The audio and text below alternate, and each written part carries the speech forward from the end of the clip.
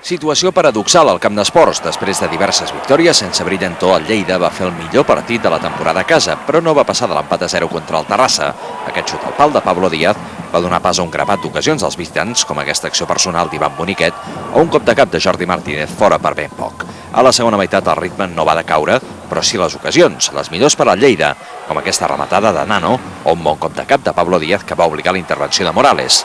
Però el Terrassa, que es va anar replegant a poc, hauria pogut endur-se els 3 punts si Castilla no hagués desviat aquest intent de vaselina de Raúl Torres. No hemos podido materializar y yo estoy contento pues porque el equipo está creciendo, progresando y bueno, pues nos falta la definición, pero eso le falta a todos los equipos, indudablemente. També Alberto hauria pogut canviar el signe del partit, però no va poder trencar un empat que deixa el Lleida en 8ª posició, a 2 punts del quart.